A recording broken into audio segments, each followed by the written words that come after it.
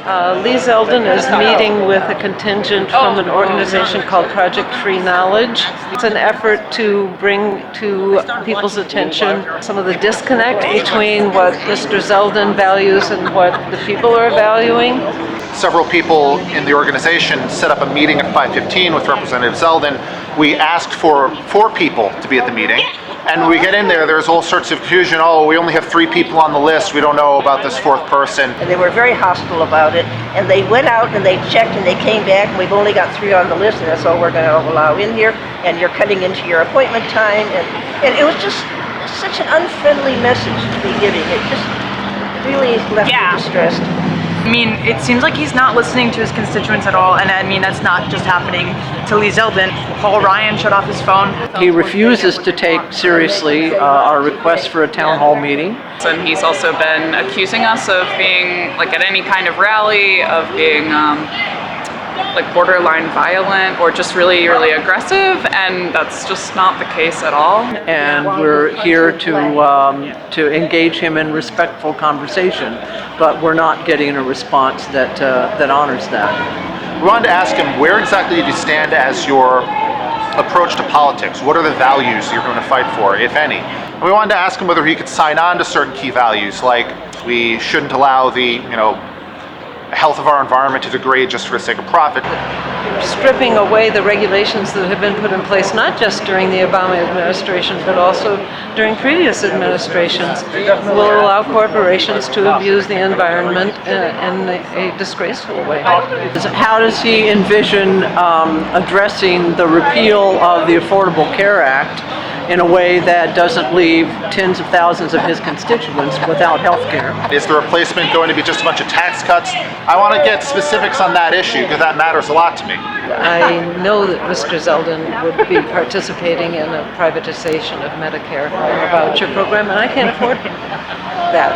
The environment is important, education is important, healthcare is important to me. I'm under my parents' plan. He's not really representing me. I'm worried about government transparency and money in politics. I don't like hearing that states are going to go right to work. And they're going to start with the public unions, which is the cops and the firemen. They want to get rid of the unions for school teachers. That's the whole idea behind charter schools. Taxpayer money to be sent to private schools, I just feel that's a violation of the whole concept of what a public education is to do.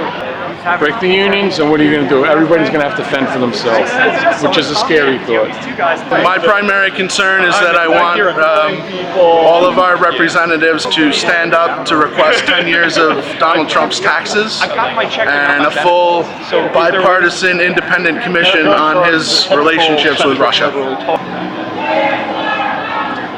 Personal thing is, I want to know what it is he thinks is a liberal obstructionist and where it is that he thought we took an oath of disrespect. He had this weird comment online about how liberal obstructionists are taking an oath of disrespect to disrupt and destroy things. And it's like, was I out of the room when they took this oath? I don't remember this oath. And they're thinking they have a mandate to do all these destructive policies and throw the middle class under the bus. And they really don't have a mandate. There's many, many of us who feel this way. I love my country. I'm worried for my children. I'm worried for my future grandchildren. Are they just gonna? If a politician is elected by one party, their ability to hear the concerns of people who differ with them is just non-existent. And in my lifetime, I've never seen us in such a partisan spirit as we're in today. This guy with this big ass mouth yapping. His office was next to mine. It's the size of a bathroom. He's never here. No one's ever here. He's never here. He might be here tonight. All right, so everyone else gets to suffer. We have to suffer the consequences of this on a regular basis. No, I mean, they weren't hospitable. They didn't allow all 4 of us to go up. They kept us in a vestibule for at least 15 minutes. Locked in the vestibule. And they wouldn't let anyone else inside, even though there was plenty of space. He did agree that climate change is real. He agreed that climate change is real. But apparently, And it's partly caused by humans. Yes, and he also agreed that forcing somebody to live with untreated mental illness or chronic physical ailment when treatments exist is inhumane. But give them a gun. Yes. Things kind of broke down at the point when we got to our asks. The first of which was that Congressman Zeldin and his office will entirely retract false claims of violence aimed at the Project Free Knowledge rally on January 28th. And he still holds, as anybody. Yes. Yeah. He thinks that we were What proof does he have that we were? He has He doesn't none. have any. His proof is that we don't have proof. Yeah. We do. There's a video. Of the whole evening. Yeah, we told him we had video. But we did tell him that we're also holding our own town hall on the 4th, so, and Yeah. that he can come, but he's probably not gonna come.